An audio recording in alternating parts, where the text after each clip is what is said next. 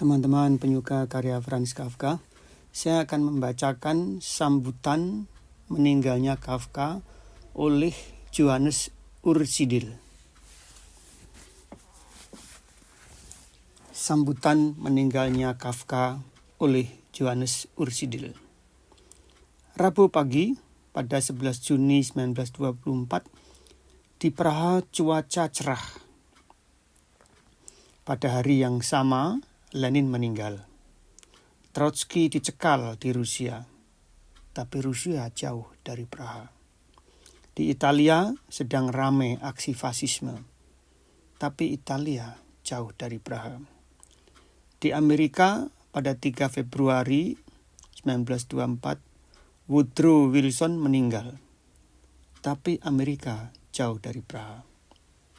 Di Jerman sedang ramai buku Mein Kampf dan menarik sampai di Praha. Bagi kalangan sastrawan di Praha, hari itu sangat menyakitkan. Franz Kafka meninggal 8 hari lalu di Sanatorium Girling, Wina, Austria. Kematian Kafka bagi keluarga, teman-teman, dan kenalannya bagaikan pukulan berat. Usia Kafka belum benar-benar 41 tahun. Meskipun prediksi kematian Kafka sudah lama disadari, saya sendiri ikut menunggui kematian penyair Karl Brand di rumahnya di Praha. Teman-teman sastrawan dan penyair Praha menyimpulkan kematian Kafka bukan sebuah kematian. Perlu dipahami sebagai nilai yang adil. Berbeda kematian dengan perang. Kematian dikehendaki Allah, sedang perang melawan kehendak Allah. Pada suasana duka itu, tak ada yang bersedia menjadi penyambut upacara kematian Kafka, yang bisa menjabarkan siapa dan bagaimana sebenarnya Kafka. Bukan pula Max Brod yang selalu antusias tentang Kafka. Tidak pula di otak filsuf Felix Wells. Juga bukan peneliti agama Hugo Bergman, termasuk Oscar Baum, yang sejak kecil menjadi favorit teman-teman dan teman dekat Kafka. Saya masih ingat perkataan Felix Wells kepada saya suatu kali. Saya akan lebih mencintai Kafka kalau ia tak menjurus begitu dalam ke nilai nihilisme. Saya bergabung di mana mayat Kafka di peti akan dimasukkan ke lubang tanah yang sudah menganga. Terlihat dari keluarga bekas pacar Kafka, Max Brod, sangat sedih. Saya bersama dengan teman-temannya. Pada waktu itu mereka masih muda. Yang paling tua adalah Brod, Hugo Bergman, dan Oscar Baum. Mereka semua itu berusia awal 40-an tahun. Sedang Felix Wells, Ludwig Winder, Rudolf Fuchs, dan Friedrich T. Berger, kakak ipar saya dan guru bahasa Ibrani Kafka,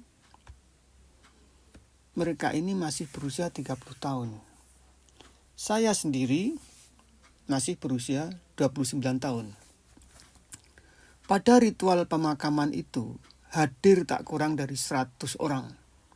Ketika posisi peti mati melorot miring, Dora Diamond berteriak histeris. Padahal peti itu baru dicoba untuk dicocokkan dengan ukuran lubang yang ada. Jika tak ada orang yang bersedia memberikan sambutan, maka saya siap. Kami melempar tanah ke dalam makam. Tanah yang saya lempar masih saya ingat sekali.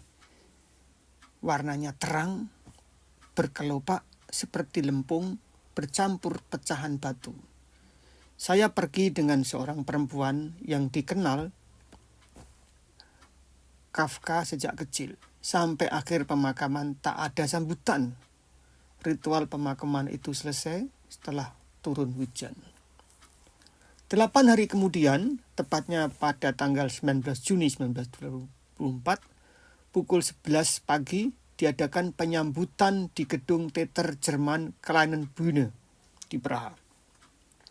Sekitar 500 orang datang dan ruangan penuh sesak. Mereka antara lain para penyair dan dramawan Praha, Hans Demetz, ayah Peter Demetz, peneliti sastra di USA. Tahun 1959, 35 tahun dari acara ini, penerbit Hartwig Voss di Munich meminta saya agar teks sambutan saya bisa diterbitkan bersama sambutan orang lain. Judul sudah disiapkan, Sang Jenius yang Tak Pernah Mati. Teks sambutan Mark-Brut hilang dan tak bisa ditemukan. Pada teks giliran saya, tapi saya tak memegangnya. Teks itu juga tertinggal di Praha tahun 1939 ketika saya pulang dari pengungsian. Saya ingat bahwa teks sambutan saya itu pernah dimuat pada media Kunstblatt di Berlin oleh Paul Westheim beberapa bulan setelah acara itu. Sayangnya, teks saya di media itu juga tak bisa ditemukan lagi. Kongres Perpustakaan di Washington telah membantu mencarikan teks saya itu dan berhasil dikirimkan fotokopinya ke saya. Ini sebuah perjalanan waktu yang cukup panjang, melewati tempat yang jauh. Barangkali sekarang saya akan mengatakan hal lain daripada sambutan saya dahulu, di saat saya masih remaja. Tetapi substansi sambutan saya untuk zaman sekarang masih relevan dengan karya Kafka. Teks sambutan saya pada upacara kematian sastrawan Praha Kafka lebih panjang daripada sambutan saya beberapa waktu silam yang dimuat di media seni Kunstblatt di Berlin. Apa yang di kurator coret saya tak ingat lagi. Harusnya tak perlu banyak dicoret. Pada waktu dulu itu belum ada tanda-tanda ingin memprediksikan bahwa Kafka sebagai sastrawan besar dan berpengaruh. Tentu tak seperti zaman sekarang. Sambutan mengenang penghormatan kepada Franz Kafka.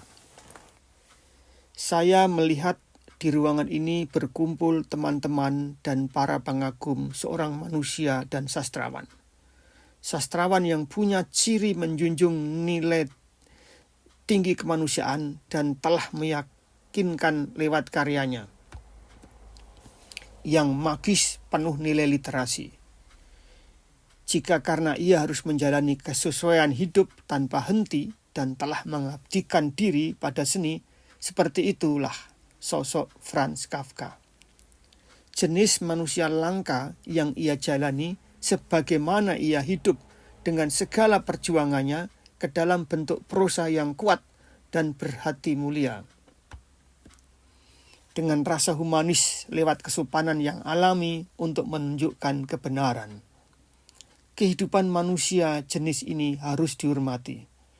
Kematiannya telah menyatukan keporak-porandaannya. Kematiannya sama sekali tak berkonotasi sesuatu yang negatif, melainkan lebih dari jiwa besar yang realistis. Sebuah titik pangkal yang misteri dan tumbuhnya solidaritas. Bagaimana kita bisa menunjukkan seluruh kehidupannya dari kebenaran, kemurnian, dan kesederhanaan untuk membangun pemahaman. Lebih baik kita menghormatinya daripada kita akan disadarkan oleh pemahaman kita sendiri. Bagaimana kita memperkaya sebuah generasi yang hidup dalam nilai-nilai yang berantakan. Dalam situasi seperti itu, mendesak dengan keras untuk mengambil pelajaran guna terus melaju dengan penuh kemajuan daripada hanya membuat sebuah bagian sendiri dari diri kita. Di luar kecerdikan yang kita peroleh dan pada keyakinan yang kami pegang tanpa penelitian, tampak bagi kami sudah terhubung dengan kematian ini menjadi sebuah yang baru, sebuah hati yang akan berkembang lebih baik. Disinilah mungkin sebuah nilai, sebuah kebijakan, sebuah permakluman dari sebuah perpisahan. Kebenaran pada teman terhormat saya hanya berada di sana, di rumahnya, di mana jiwa dan kehidupannya tak bisa tanpa ditakar satu dengan yang lainnya. Kebanyakan dari kita bisa dipastikan tak akan cocok. Hanya pada sebagian kecil dari kita mungkin setuju. Tetapi hanya di sana yang memiliki ciri khas alam humanis yang bersaudara dan menyatu dengan corak tulisan. Orang bisa beranggapan bahwa alam model tulisan merupakan hadiah sebuah keyakinan yang tak bisa dipegang. Manusia harusnya meyakini bukan sebagai seniman, apalagi sebagai manusia seni. Hanya kalau keduanya sama-sama ambruk akan menghasilkan kata-kata yang lahir kembali. Franz Kafka adalah seorang yang fanatik terhadap kebenarannya sendiri yang terdalam. Kita tahu bahwa pada seluruh karyanya tak ada satu baris pun yang berupa hiasan. Tentang prosanya yang berkualitas itu, tak ada sebuah tawa yang dipaksakan, sebuah perayaan yang dirancang. Capaian karyanya dengan beraneka fragmen buat kita merupakan sebuah bukti atas kebenaran yang ditonjolkan. Karena dia berjuang mengedepankan kebenaran dalam bentuk karyanya.